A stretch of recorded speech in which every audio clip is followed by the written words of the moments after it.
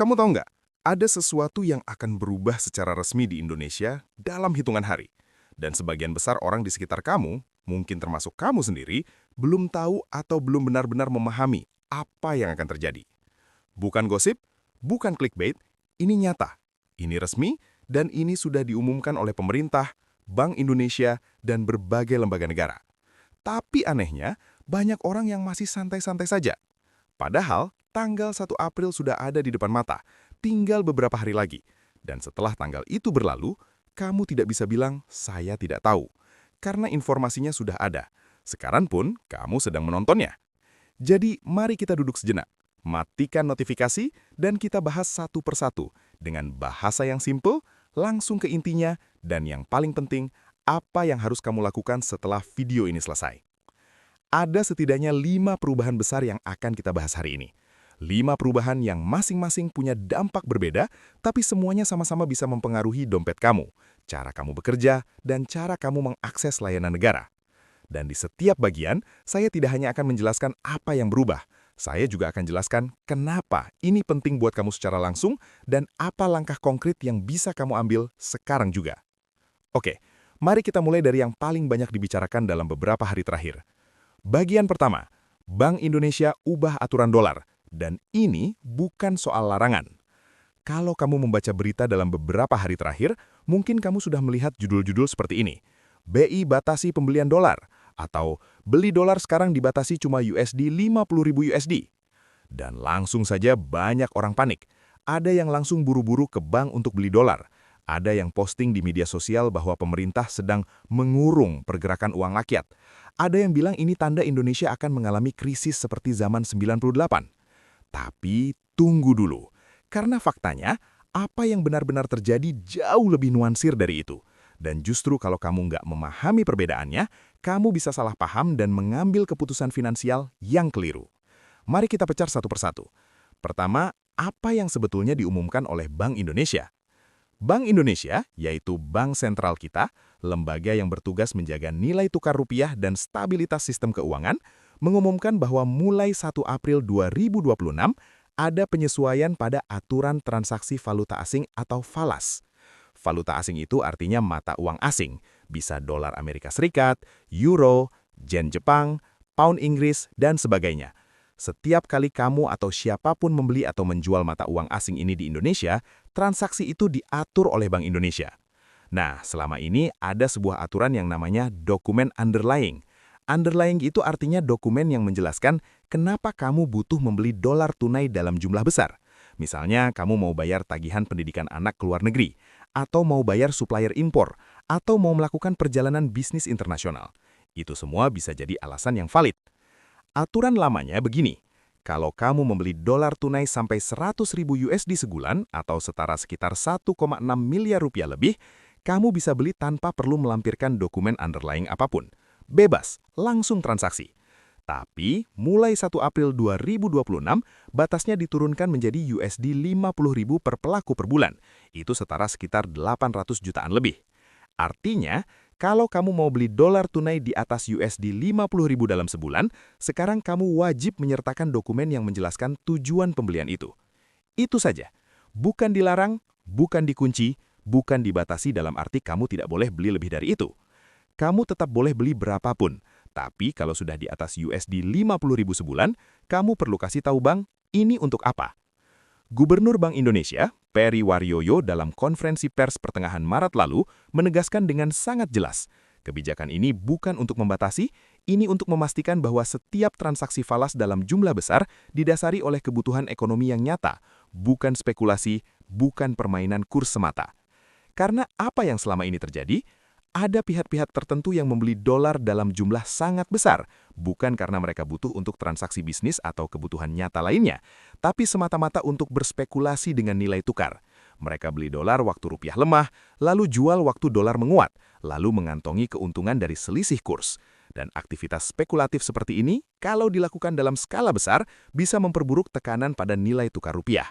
Nah, dengan menurunkan batas dokumen dari 100.000 ke 50.000 USD, Bank Indonesia sedang menyempitkan ruang untuk spekulasi tanpa betul-betul mengunci transaksi yang sah. Sekarang, pertanyaannya, ini relevan buat siapa? Buat kamu yang karyawan biasa atau pelaku UMKM kecil yang tidak pernah transaksi dolar sampai ratusan juta rupiah sebulan, jujur saja kebijakan ini tidak akan terasa langsung. Tapi buat para importir, para pelaku bisnis dengan transaksi internasional, para investor yang sering beli aset berbasis dolar, atau siapapun yang secara rutin bertransaksi dalam jumlah besar, ini adalah sinyal yang perlu diperhatikan dengan serius. Ini artinya, mulai 1 April, kamu perlu siapkan dokumentasi yang lebih rapi. Setiap pembelian falas besar harus bisa dijelaskan dengan dokumen yang valid. Kalau kamu pengusaha yang rutin beli bahan baku dari luar negeri, pastikan faktur impor kamu selalu up-to-date. Kalau kamu investor yang aktif di instrumen berbasis dolar, konsultasikan dengan pihak bank kamu sekarang juga tentang mekanisme barunya. Ada juga perubahan lain yang diumumkan bersamaan. Bank Indonesia juga memperluas ruang untuk transaksi lindung nilai atau yang disebut hedging. Lindung nilai itu artinya strategi keuangan untuk melindungi diri dari perubahan nilai tukar yang tidak menguntungkan. Misalnya sebuah perusahaan tahu bahwa 3 bulan lagi mereka harus bayar ke supplier luar negeri, tapi mereka khawatir kurs dolar akan menguat. Mereka bisa melakukan hedging untuk mengunci harga dolar sekarang sehingga tidak kena risiko kenaikan kurs di masa depan. Batas untuk transaksi hedging ini justru dinaikkan dari 5 juta USD menjadi 10 juta USD per transaksi. Ini sinyal bahwa Bank Indonesia ingin mendorong pelaku bisnis untuk melindungi diri dari risiko kurs secara legal dan terstruktur, bukan justru berspekulasi. Satu hal lagi yang penting, Bank Indonesia juga memperketat pelaporan lalu lintas devisa atau LLD. LLD itu adalah sistem pelaporan transaksi keuangan yang masuk dan keluar Indonesia dalam bentuk mata uang asing. Kalau kamu kirim uang ke luar negeri dalam bentuk dolar, itu masuk kategori LLD.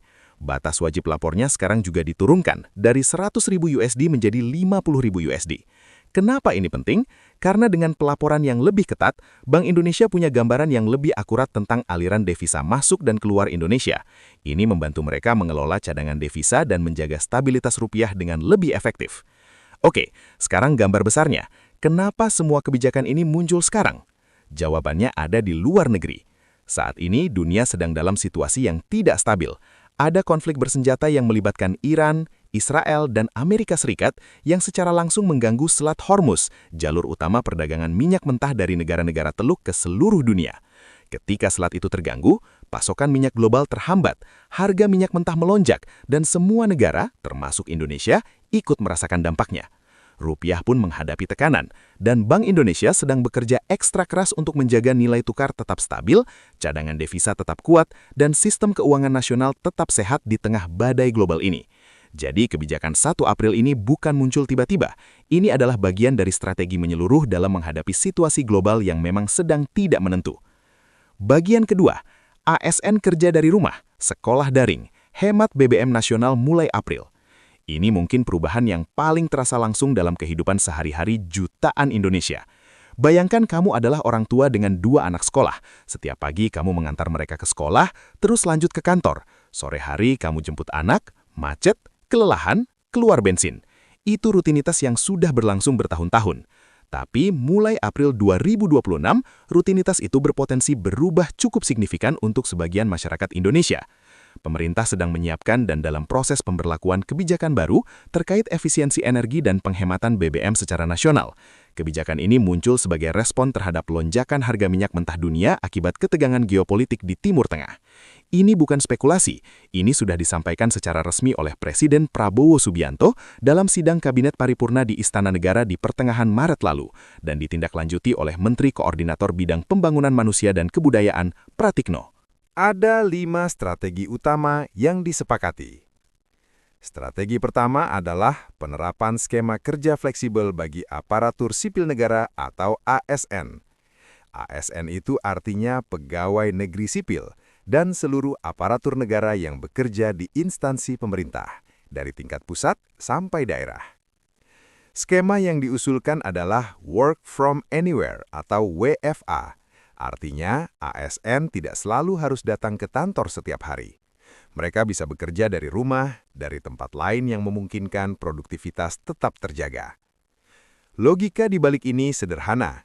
Salah satu konsumsi BBM terbesar di Indonesia adalah dari sektor transportasi. Jutaan ASN yang pulang pergi kantor setiap hari menggunakan kendaraan pribadi, motor, mobil, dan itu menghabiskan BBM dalam jumlah yang sangat besar secara nasional. Kalau sebagian dari mereka bisa bekerja dari rumah, konsumsi BBM bisa dipangkas secara signifikan tanpa harus mengurangi pelayanan. Strategi kedua adalah penguatan platform digital untuk mengurangi pertemuan tatap muka yang sebenarnya tidak terlalu diperlukan. Rapat-rapat yang bisa dilakukan secara online tidak perlu dilakukan secara fisik. Ini mengurangi perjalanan dinas dan konsumsi bahan bakar yang menyertainya. Strategi ketiga adalah pembatasan perjalanan dinas. Selama ini, perjalanan dinas pegawai pemerintah, terutama ke Jakarta, membutuhkan biaya besar yang berasal dari APBN, termasuk konsumsi BBM untuk transportasi. Ini akan diperketat. Strategi keempat adalah pengoperasian gedung perkantoran yang lebih hemat energi. Bukan hanya soal listrik, tapi juga soal efisiensi keseluruhan operasional gedung pemerintahan. Dan strategi kelima, ini yang barangkali paling berdampak bagi banyak keluarga Indonesia, penyesuaian metode pembelajaran di sekolah dan perguruan tinggi. Pemerintah berencana menerapkan kombinasi pembelajaran daring dan luring. Artinya, sebagian kegiatan belajar mengajar akan dilakukan secara online dan sebagian secara tatap muka. Kenapa ini relevan soal BBM? Karena antar jemput anak sekolah setiap hari adalah salah satu kontributor terbesar konsumsi BBM di sektor transportasi keluarga. Kalau anak-anak tidak perlu ke sekolah setiap hari, keluarga menghemat bensin, mengurangi kemacetan, dan secara kolektif menurunkan konsumsi BBM nasional. Sekarang kamu mungkin bertanya-tanya, ini kebijakan permanen atau sementara? Jawabannya masih dalam pembahasan. Pemerintah sendiri sedang merancang aturan teknisnya secara detail. Pratikno menekankan bahwa semua langkah ini harus disusun secara terukur dan berbasis data konsumsi energi serta tingkat mobilitas di masing-masing sektor, sehingga tidak menimbulkan dampak negatif yang berlebihan bagi masyarakat. Untuk kegiatan yang bersifat praktikum, seperti laboratorium sains atau kegiatan fisik, tetap harus dilakukan secara tatap muka. Pemerintah tidak akan mengorbankan kualitas pendidikan demi penghematan BBM. Tapi tetap saja, perubahan ini cukup signifikan dan perlu kamu antisipasi. Kalau kamu seorang ASN, mulai sekarang persiapkan diri untuk kemungkinan skema WFA. Pastikan perangkat kerja kamu memadai untuk bekerja dari mana saja.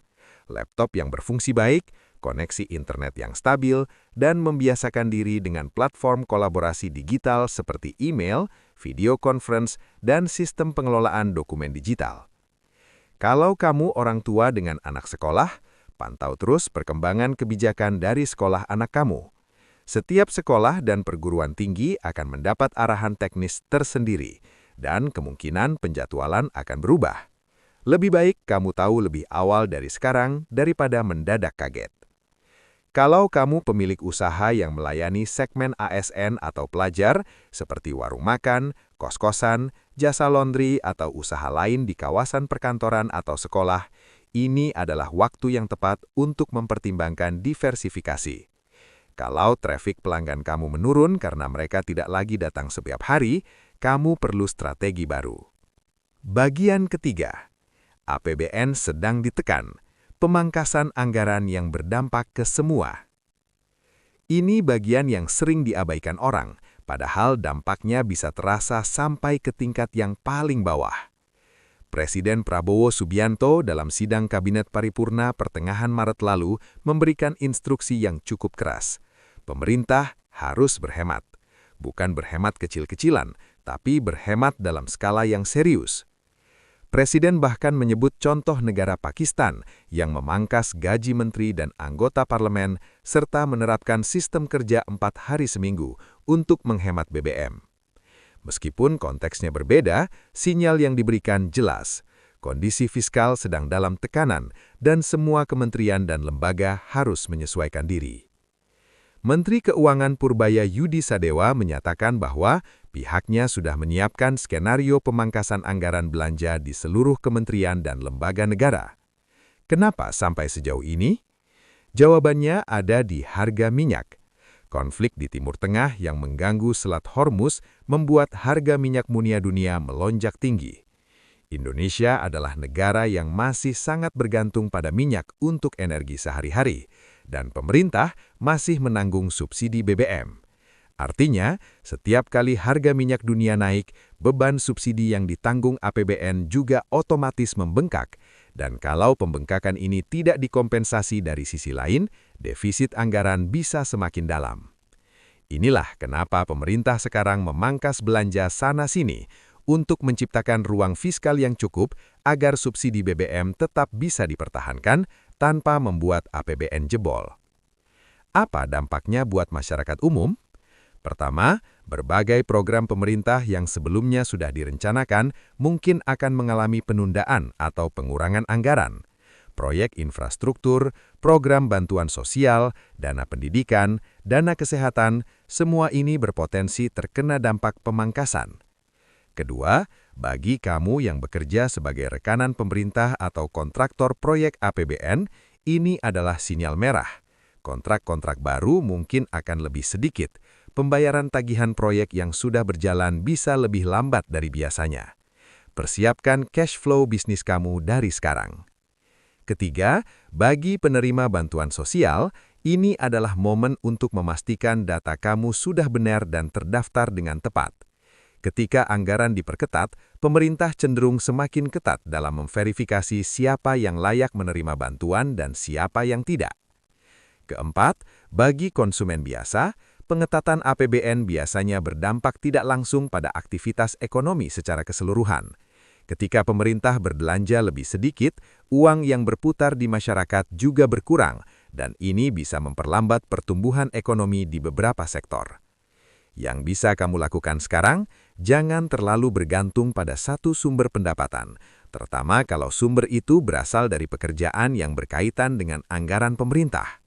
Diversifikasi adalah kunci, dan pastikan dana darurat kamu, yaitu simpanan tunai yang bisa diakses kapan saja tanpa perlu menjual aset, minimal sudah cukup untuk menutup 3-6 bulan pengeluaran.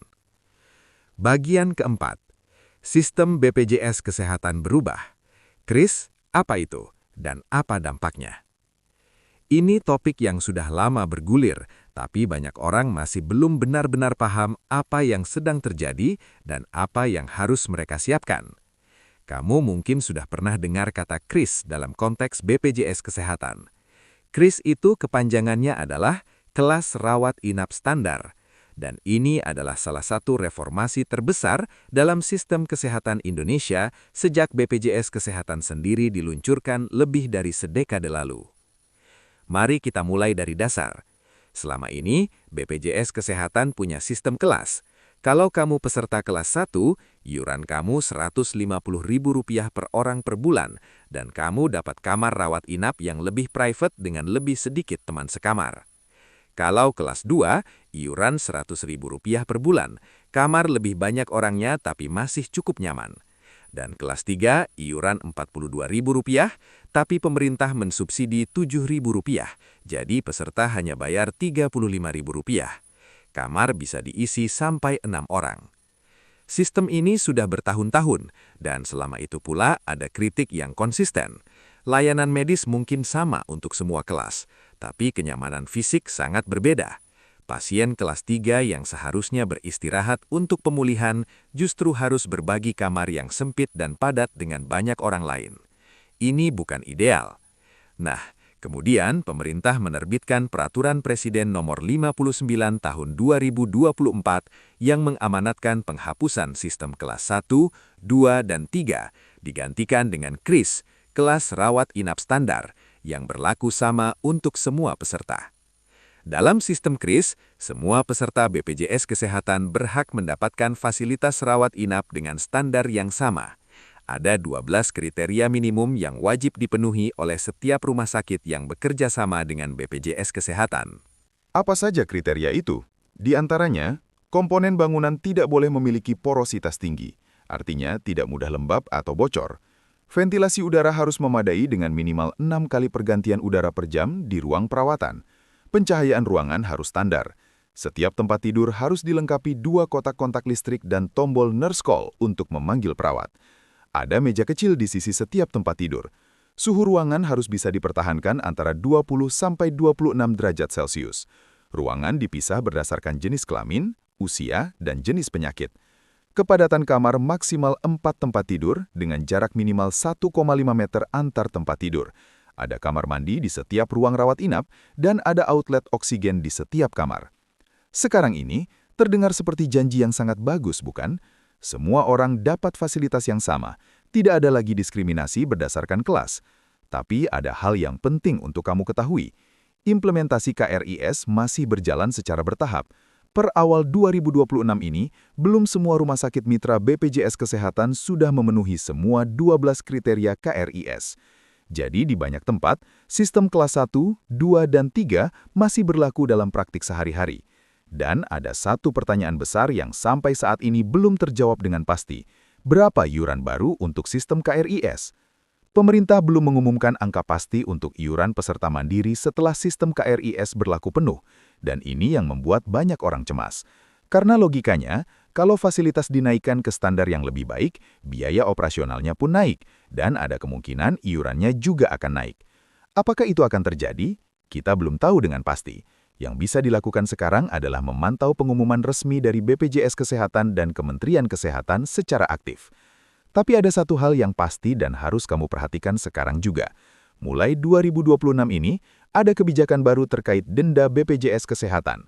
Mulai 1 Juli 2026, denda keterlambatan pembayaran iuran memang dihapus, tapi denda layanan tetap berlaku. Artinya, kalau kamu menunggak iuran dan kemudian harus masuk rawat inap dalam waktu 45 hari setelah status kepesertaan kamu diaktifkan kembali, kamu tetap bisa dikenakan denda layanan. Jadi pesannya jelas, jangan biarkan iuran BPJS Kesehatan kamu menunggak, bayar tepat waktu setiap bulan. Lebih baik pengeluaran rutin yang terencana daripada mendadak kena denda besar ketika kamu sedang sakit dan butuh dirawat.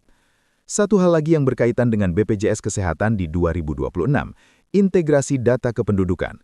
Nomor induk kependudukan atau NIK kamu akan secara otomatis terhubung dengan data BPJS secara real-time. Ini artinya, data kependudukan kamu harus akurat. Pastikan KTP dan data kartu keluarga kamu sudah benar dan tidak ada ketidaksesuaian dengan data di BPJS. Ketidaksesuaian data bisa menyebabkan gangguan pada layanan yang kamu terima. Subscribe sekarang ke Asupan Otak, karena di channel ini, kami akan terus memantau dan menjelaskan setiap perkembangan kebijakan yang berdampak langsung pada kehidupan kamu. Tekan tombol lonceng agar kamu selalu dapat notifikasi setiap ada video baru. Bagian kelima, kondisi rupiah dan ekonomi Indonesia, seberapa serius? Oke, kita masuk ke gambaran yang lebih besar, karena kalau kamu hanya memahami kebijakan-kebijakan ini secara terpisah, tanpa melihat konteksnya, kamu akan kesulitan mengambil keputusan yang tepat. Jadi, mari kita bicara tentang kondisi ekonomi Indonesia sekarang dan kemana arahnya. Pertama, tentang nilai tukar rupiah. Rupiah memang sedang dalam tekanan.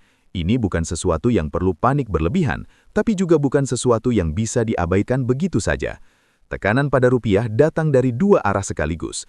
Dari luar, ada ketidakpastian global yang sangat tinggi. Konflik geopolitik di Timur Tengah membuat harga minyak melonjak. Dolar Amerika Serikat cenderung menguat di tengah ketidakpastian global karena banyak investor global yang lari ke aset-aset yang dianggap aman, dan dolar adalah salah satunya. Ketika dolar menguat, semua mata uang negara berkembang termasuk rupiah cenderung melemah. Dari dalam negeri, ada tekanan fiskal karena APBN harus menanggung subsidi BBM yang membengkak seiring kenaikan harga minyak dunia. Defisit anggaran yang melebar bisa membuat investor asing kurang percaya diri untuk menanamkan modal di Indonesia, dan ini juga menekan rupiah. Bank Indonesia sudah mengambil berbagai langkah untuk mengelola situasi ini. Kebijakan falas yang kita bahas di bagian pertama adalah salah satunya.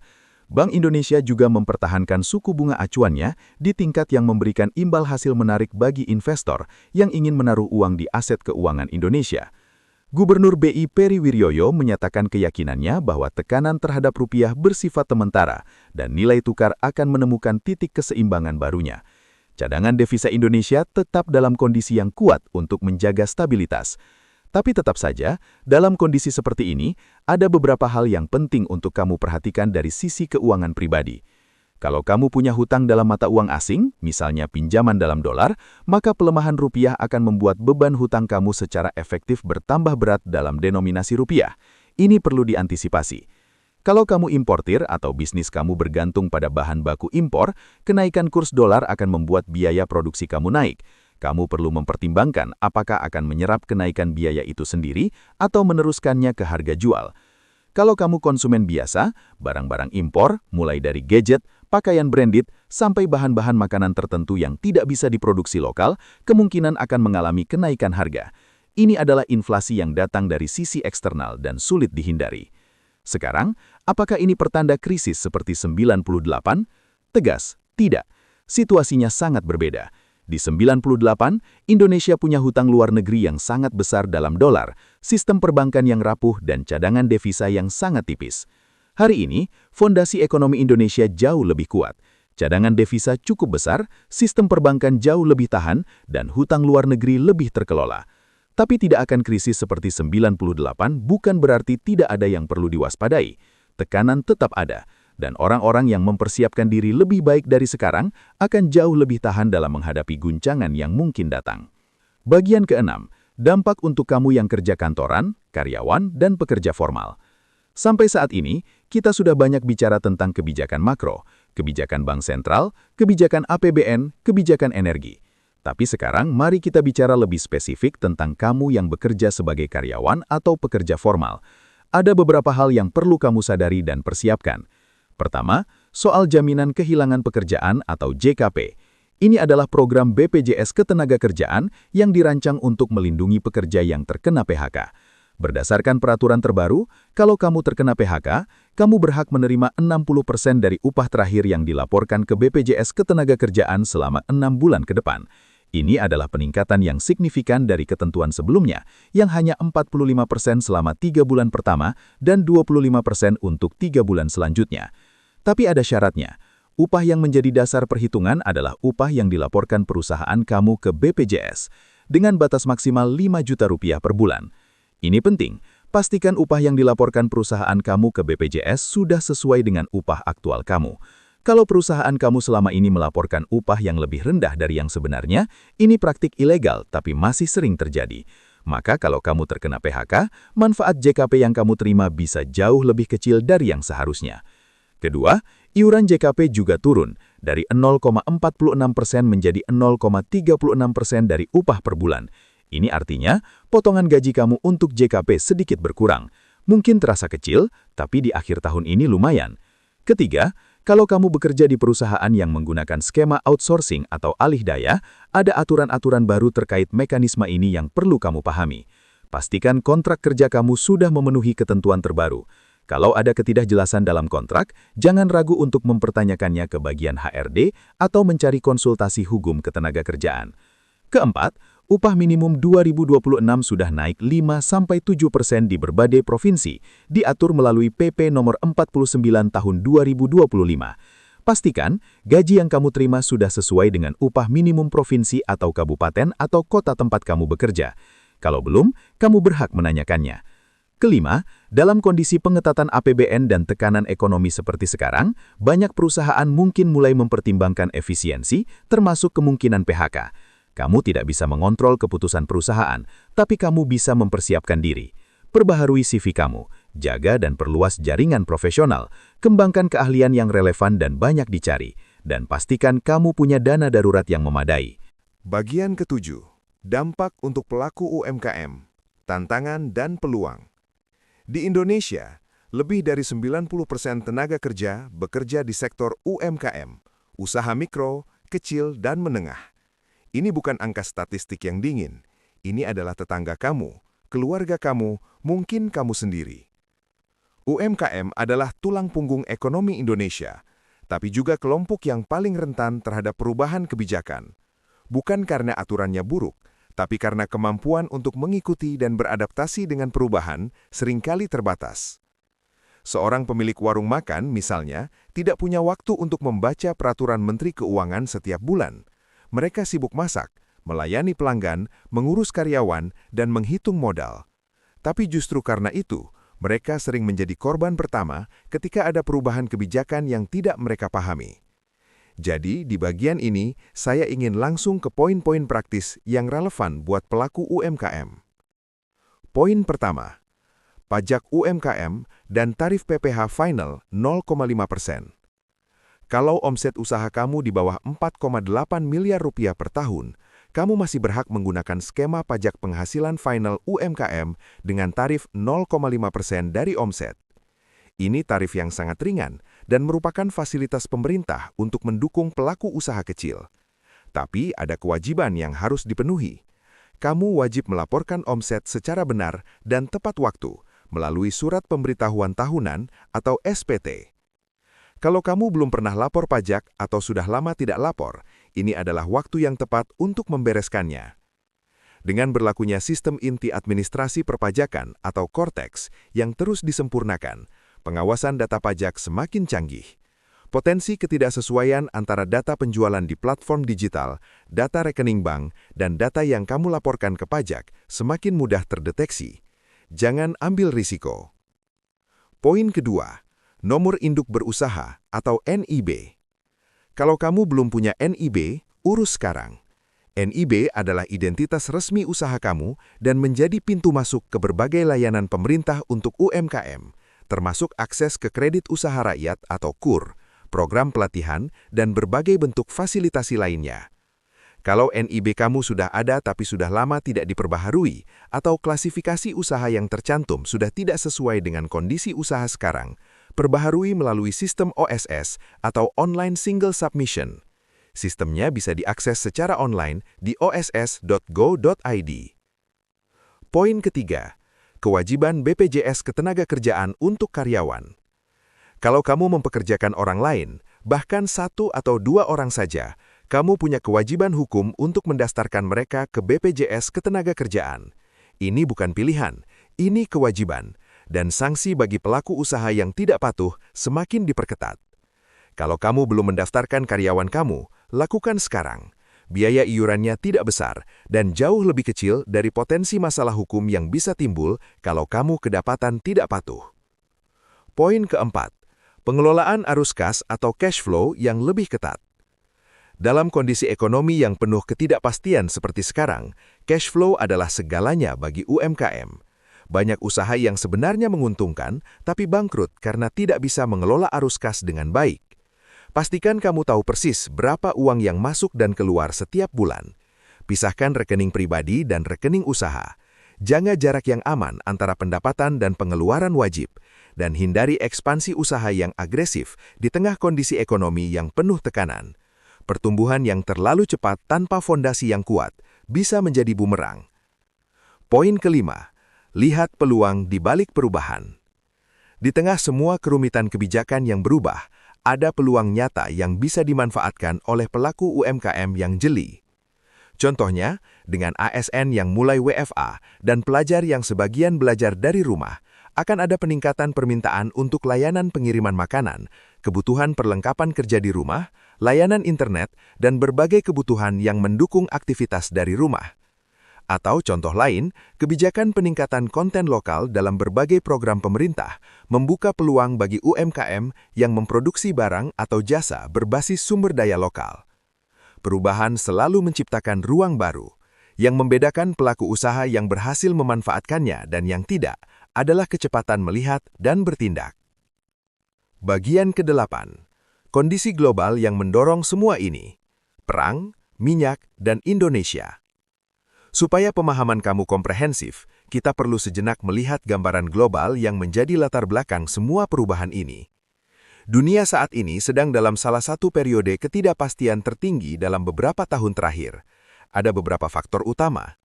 Pertama, konflik di Timur Tengah yang melibatkan Iran, Israel, dan Amerika Serikat telah menciptakan ancaman serius terhadap Selat Hormuz. Selat Hormuz adalah jalur sempit yang menghubungkan Teluk Persia, tempat sebagian besar produksi minyak mentah dari Arab Saudi, Uni Emirat Arab, Kuwait, Irak, dan Iran berasal, ke Laut Arab, dan kemudian ke seluruh dunia. Sekitar 20% dari total perdagangan minyak mentah dunia melewati Selat Hormuz setiap harinya. Kalau jalur ini terganggu atau terhambat, efeknya langsung terasa ke harga minyak global, dan itu sudah terjadi. Kedua, Amerika Serikat di bawah kepemimpinannya saat ini juga sedang memberlakukan kebijakan tarif yang agresif terhadap berbagai mitra dagang. Ini menciptakan ketidakpastian dalam rantai pasokan global, menghambat perdagangan internasional, dan memperlambat pertumbuhan ekonomi dunia. Ketiga, pertumbuhan ekonomi China yang selama bertahun-tahun menjadi mesin pertumbuhan utama bagi negara-negara Asia termasuk Indonesia juga mengalami perlambatan karena berbagai faktor internal dan tekanan dari ketegangan dagang dengan Amerika Serikat. Semua faktor ini bergabung dan menciptakan lingkungan global yang penuh tekanan. Dan Indonesia sebagai ekonomi terbuka yang aktif berdagang dan berinteraksi dengan dunia tidak bisa terisolasi dari dampaknya. Tapi ada sisi positif yang perlu juga dicatat. Indonesia punya beberapa keunggulan yang membuatnya relatif lebih tahan dibanding banyak negara berkembang lain. Indonesia punya pasar domestik yang sangat besar dengan lebih dari 270 juta penduduk. Konsumsi domestik yang kuat bisa menjadi bantalan ketika ekspor melemah. Indonesia juga kaya sumber daya alam, batu bara, nikel, kelapa sawit, dan berbagai komoditas lain yang tetap dibutuhkan dunia. Dan dalam konteks konflik energi global, negara-negara yang punya cadangan sumber daya energi justru nilainya naik. Indonesia juga memiliki cadangan devisa yang cukup kuat, sistem perbankan yang lebih sehat dari dekade-dekade sebelumnya, dan posisi utang luar negeri yang lebih terkendali. Tantangannya nyata, tapi fondasi untuk menghadapinya juga ada. Yang diperlukan adalah pengelolaan yang cermat dan masyarakat yang siap.